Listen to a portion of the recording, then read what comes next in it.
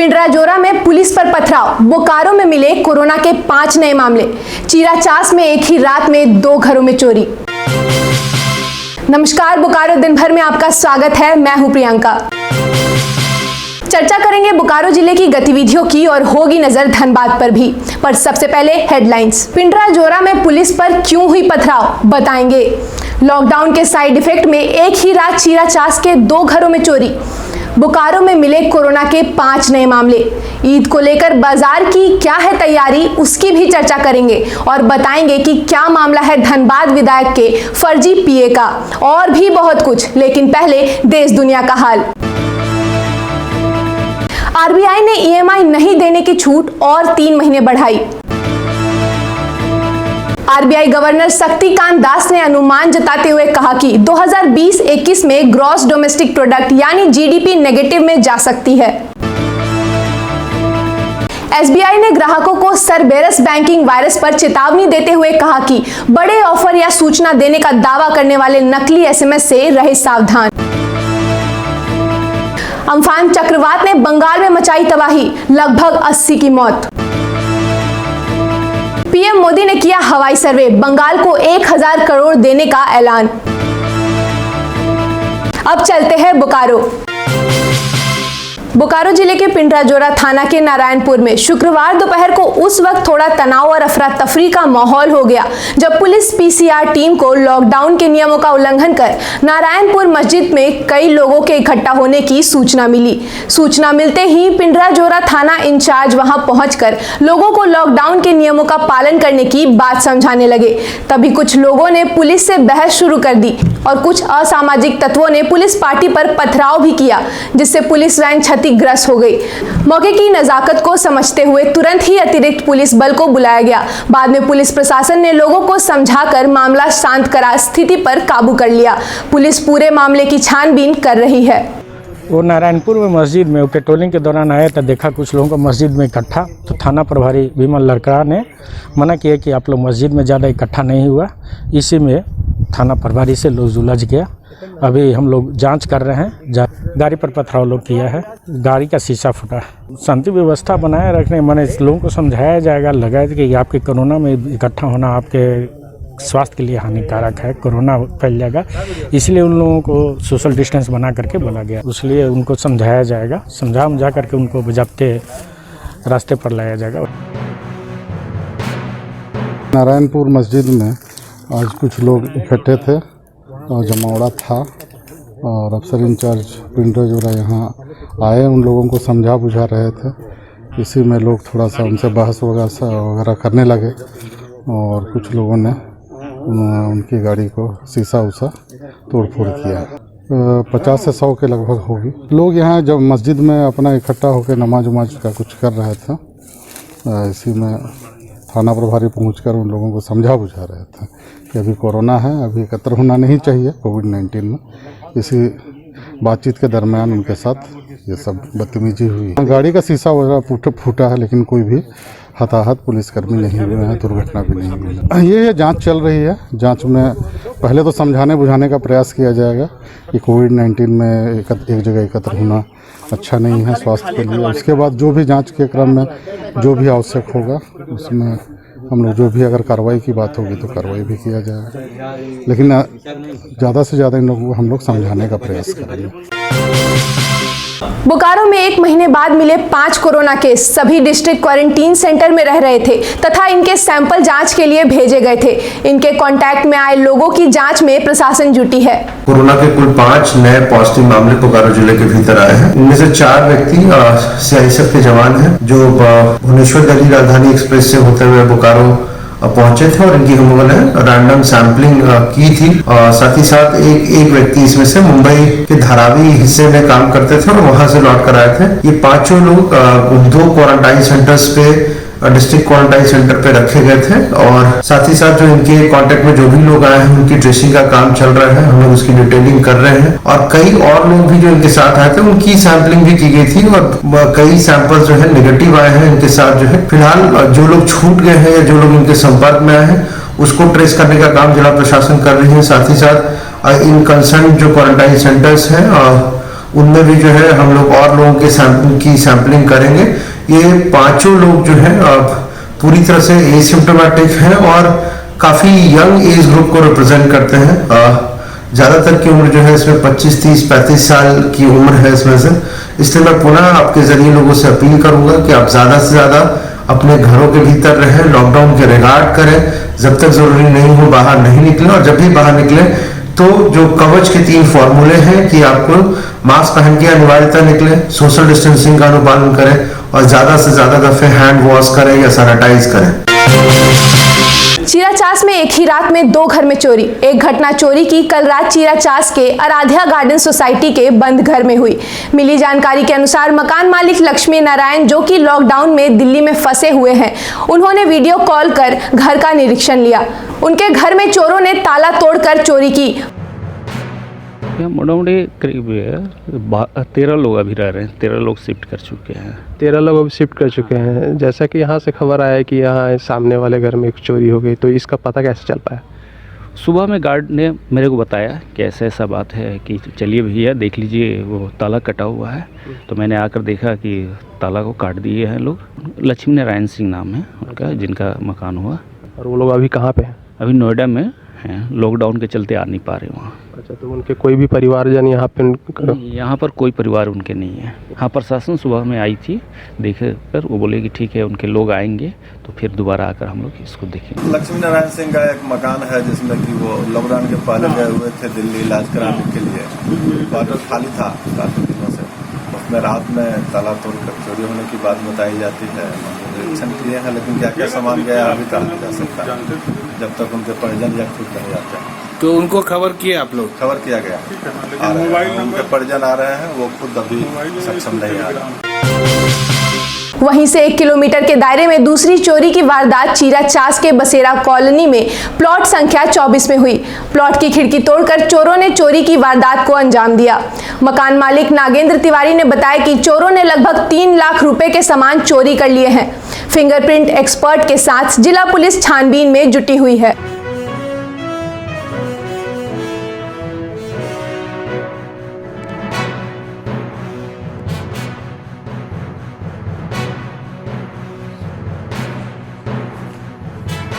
कल रात में चोरी हुआ है। इसका सुबह हम लोग 10 बजे खबर पता चला। खिड़की से टूटा हुआ था, उसमें से सारा चांदी का आइटम था, सोना का कुछ ज्वेलरी था, कुछ कपड़ा था कॉस्टली, सारा कुछ 2.5 से 3 लाख से प्लस का। अभी तो और काउंटिंग ही हो रहा है, इतना चोरी हो चुका है। अभी प्रशासन आए थे, सब देख के गए हैं। अब आगे डॉग स्क्वाड आने वाला है, उसके बाद आगे का देखा जाएगा क्या हो सकता है। बस कुछ ही दिन बचे हैं ईद के, क्या बाजार है तैयार? हमने लिया बाजार का जायजा।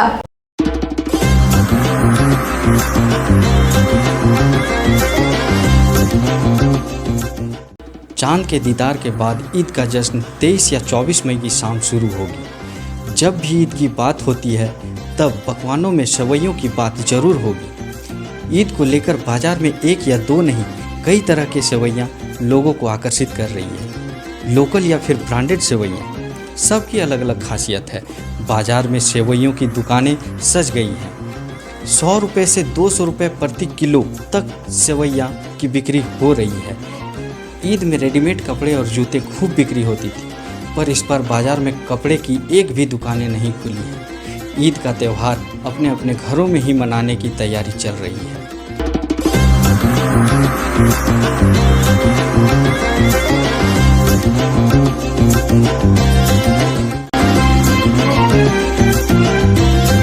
हमारे पास 10 तरह का लच्छा है सर। 10 तरह का? जी हाँ, किमामी लच्छा है, फिर सेवई लच्छा है, उसके बाद फिर मशीन लच्छा है, उसके बाद हाथ लच्छा है, और भी ढेर सारा लच्छा आता है। जैसे हल्दीराम लच्छा हो गया, पटना का माल है, माकुती है, बहुत सारे माल है हमारे पास। 10 तरह का लच्छा है सर। 10 तरह का। सबसे ज़्यादा बिकने वाला लच्छा कौन सा? सबसे ज़्यादा बिकने वाला पटना का माकुती लच्छा है। और ये देखिए, ये माल है, ये रानीगंज का माल है। और ये देखिए, ये झरिया का माल है। ये झरिया का मोटा माल में सबसे ज़्यादा झरिया का ही माल बेचाता है। ये 150 रुपये केजी है, 150 रुपये केजी है। ये 130 रुपये केजी है, ये भी 130 है। उधर में 110 रुपये के जी है। ये लच्छा है 180 रुपये किलो। ये लच्छा 180 रुपये किलो। ये ये 220 रुपये किलो है। ये 160 रुपये किलो है। और इधर का इसमें का है 140 रुपये किलो। इसमें का 110 रुपये किलो। अच्छा, ये 110 रुपये किलो। अच्छा, इसमें कोई हैंडमेड और मशीन मेड भी आता है क्या? तो ये मशीन हो गया, ये हो गया ये हैंडमेड हो गया हाथ से। ये मशीन वाला हो गया। अच्छा, ये हो कितने गया तरह? मशीन वाला। हाँ, ये मशीन वाला हो गया। हल्दीराम वाला आइटम जो है ये सब तो 3 किलो। अच्छा, ये हल्दीराम का आइटम है 2-3 है, मतलब पैकेट भी है, ये सब पैकेट में क्या पैकेट में 2-3 आइटम इसमें है। पटना का ये माकुटी है, हाँ 180-200 रुपये किलो। ये देखिए आसनसोल का, आसनसोल का। आसनसोल से आया, रिफाइन, प्योर रिफाइन का, इसमें डालडा मिक्स नहीं है। कितना का है ये? ये 160 रुपये का। ये भी इसी का वाइट में, इसी का वाइट में। ये कितने का है? ये भी 180 रुपये का। ये 160 का है, झरिया का। झरिया टेस्टी कंपनी का ये आया है। और इतना जो लच्छा इतने किस्म का आ रहे हैं, तो इनका टेस्ट में भी कोई अंतर होता है क्या? टेस्ट में देखिए, ये जैसे थोड़ा ज़्यादा इसको ये किया, फ्राई किया गया है। अच्छा, ज़्यादा फ्राई किया गया तो ये क्या होगा कि जल्दी घुलता नहीं है दूध में। ये कम फ्राई है, दूध में जल्दी घुल जाएगा। बूढ़ा बुजुर्ग हो गए वही इसको ज़्यादा पसंद है। अच्छा, ये जो लच्छा अलग अलग जगह से आता है, जैसे झरिया बोले और जी, पटना एक बोले। जगह से सारा माल जो है एक जगह से नहीं आ पाता है, कहीं कोई माल बनता है। जैसे किमामी हो गया, किमामी बनारस से आता है, बनारस से और पटना से आता है। और ये लड्डू माकुटी, ये भी पटना से आता है। और ये सब ज़्यादा भुना वही सब आसनसोल झरिया से आता है। एक जगह से सब माल नहीं होता है। 1 जून से ट्रेन चलने की घोषणा के बाद अभी भी लोग असमंजस में हैं कि कौन कौन सी ट्रेनें चलेंगी और यात्री कहां कहां जा पाएंगे।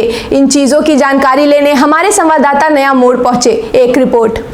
कौन सी ट्रेनों को चालू करने की बात हो रही थी? सिर्फ नॉन एसी ट्रेन अभी चालू होने वाली है 1 जून से। अच्छा। और अभी इधर स्पेशल ट्रेन बना करके एसी ट्रेन खाली चल रही थी। जो ट्रेनें चल रही है, कौन कौन सी ट्रेनें चल रही है इसके ये ओनली राजधानी ट्रेन चल रही है। सिर्फ राजधानी चल। उसकी बुकिंग कैसे कराई जा सकती है? ऑनलाइन ही कराते हैं लोग। अच्छा, ऑनलाइन ही होती है। तो वो कहाँ से कहाँ तक की स्टार्ट की गई है? दिल्ली से हावड़ा हो गई, दिल्ली से पटना हो गई, दिल्ली से भुवनेश्वर हो गई, दिल्ली से रांची हो गई, दिल्ली से मुंबई हो गई। मतलब मेन जंक्शन दिल्ली हो गया। दिल्ली से आप कहीं भी जा सकते हैं। और कहीं से वहाँ दिल्ली पहुँचना, हाँ, कहीं से भी दिल्ली। हाँ, वही ट्रेन जो दिल्ली से खुल करके उस डेस्टिनेशन तक जाएगी, फिर वहाँ से वापस जाएगी। फिर वो वापस जाएगी, फिर वहाँ से आपको फिर दूसरे डेस्टिनेशन की ओर जाना है। वहाँ से जैसे मान लीजिए हमको बोकारो से दिल्ली जाना है, मुंबई जाना है। तो बोकारो से मुंबई के लिए कोई ट्रेन नहीं है, लेकिन जब हम बोकारो से दिल्ली चले जाएंगे, फिर दिल्ली से हम मुंबई जा सकते हैं। अच्छा, तो ये मतलब उसको एक सेंटर बना के रखा करके और उसको पूरे नजर पे रखा जा रहा है। हाँ। अच्छा, तो मतलब ये जो व्यवस्था है कब तक ऐसे चलेगी, आप इसके बारे में कुछ बता सकते हैं? ये अभी हमें लगता है अक्टूबर तक की व्यवस्था रहेगी। ये ऐसे ही रहेगा, मतलब सब कुछ सेंटर दिल्ली से ही कंट्रोल होगा? हाँ, दिल्ली से ही करना। अच्छा, अक्टूबर तक ये जो ट्रेनें हैं सब जो भी जैसे पुरुषोत्तम होगी, तो क्या उसका एसी वाला पार्ट नहीं चलेगा और नॉर्मल बोगीज चलेगी? हाँ, उसमें जनरल बोगी नहीं होगी, ओनली नॉन एसी बोगी होगी जो सभी उसमें। तो अभी क्या उसमें कोई ऐसी व्यवस्था की गई है कि 70 सीट जैसे होते हैं उसमें, तो कितने लोग बैठने की अनुमति है? पूरे हर सीट पे आप बैठ सकते हैं। हाँ, हर सीट। तो यहाँ पे सोशल डिस्टेंस कैसे मेंटेन होगा? सोशल डिस्टेंस मेंटेन नहीं हो पा रहा है, हम लोग का जहाँ तक जानकारी है। अच्छा। सोशल डिस्टेंस नहीं मेंटेन हो पा रहा है। हाँ, वो थर्मो स्कैन हो जा रहा है। अच्छा, वो सारी चीज़ें वो सब चीज़ हो जा रहा है।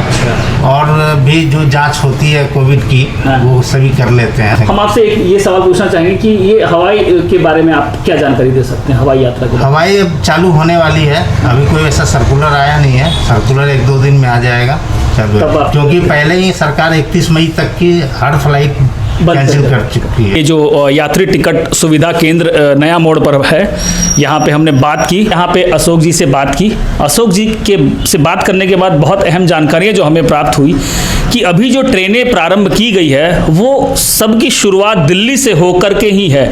दिल्ली से शुरू होकर अपने डेस्टिनेशन तक जाती है और वो वहाँ से वापस दिल्ली ही जाती है। अगर आपको मुंबई से बोकारो से मुंबई जाना हो तो आपको पहले दिल्ली जाना होगा और फिर वहाँ से मुंबई जाना होगा। इनका कहना था कि ऑनलाइन रिजर्वेशन हो रहा है, अपने पर्सनल आईडी से आप कर सकते हैं। इनको ये सुविधा भी नहीं दी गई है। जानकारी की पूछना है सर, कब ले ट्रेन चलेगी कि नहीं चलेगी। कहाँ जाना था आपको? जाना है सासाराम मलियाबाग पास। जैसे सासाराम जाना है तो क्या सुविधा? नहीं, जनशताब्दी चालू होने वाली है 1 जून से। 1 जून से? हाँ, अगर उसमें होगी तो यहाँ से ये पटना तक जा सकते हैं, फिर पटना से बक्सर का अगर कोई ट्रेन चालू होगी तो ये जा सकते हैं। आज जिले में धूमधाम से मनाया गया वट सावित्री व्रत। देखिए एक रिपोर्ट।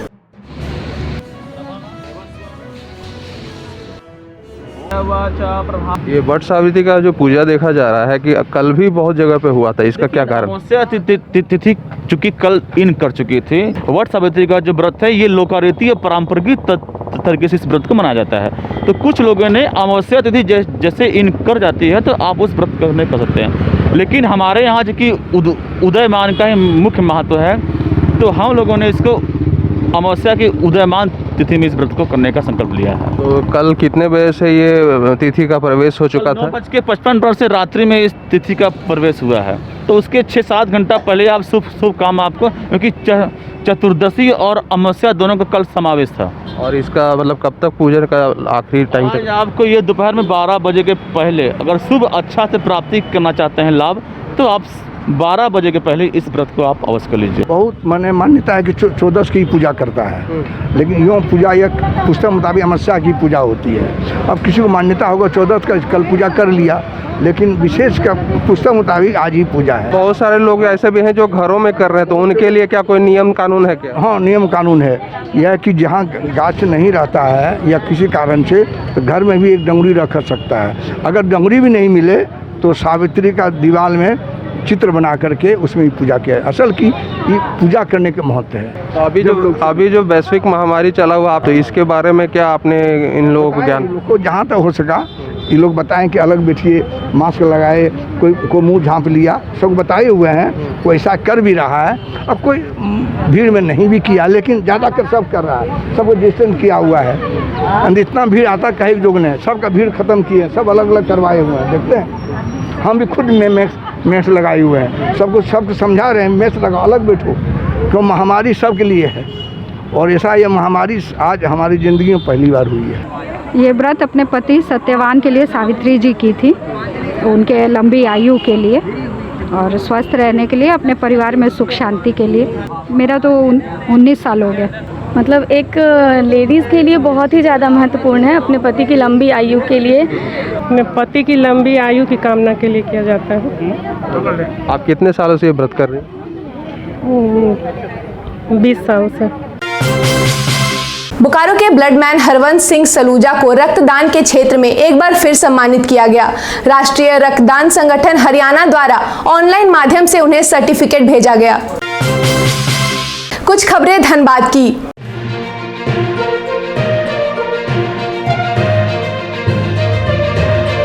धनबाद सदर के विधायक राज सिन्हा ने आज सरायढेला थाना में एक आवेदन देकर एक अनजान व्यक्ति द्वारा स्वयं को उनका पीए बताकर लोगों से पैसे मंगवाने से संबंधित शिकायत दर्ज कराई। धनबाद पीएमसीएच में रक्त की कमी को देखते हुए रक्तदान शिविर लगाया गया। समाधान के वॉलेंटियर्स ने एक दूसरे को चैलेंज के रूप में फेसबुक पर टैग किया और चैलेंज एक्सेप्ट कर स्वयंसेवकों ने पीएमसीएच ब्लड बैंक में ब्लड डोनेट किया। एक नजर मौसम पर। आज मौसम बिल्कुल साफ है, कड़ी धूप निकली हुई है और मौसम विभाग के अनुसार कुछ दिनों में उमस बढ़ने की संभावना है। आज का अधिकतम तापमान 36 डिग्री सेल्सियस और न्यूनतम तापमान 24 डिग्री सेल्सियस रिकॉर्ड किया गया। आप अपने आसपास की घटनाएं और समस्याओं को हमें व्हाट्सएप कर सकते हैं। हमारा व्हाट्सएप नंबर है 9334210302।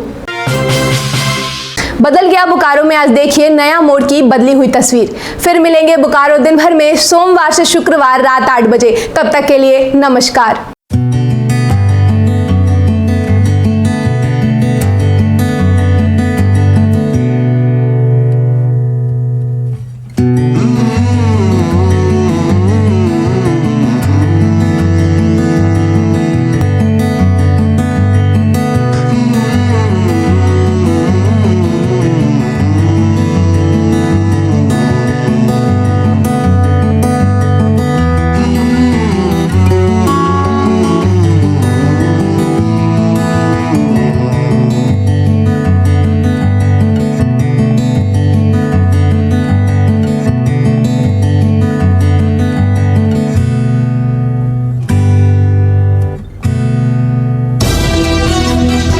बने रहें thetimesmedia.com पर। आप हमें फेसबुक और यूट्यूब पर भी देख सकते हैं।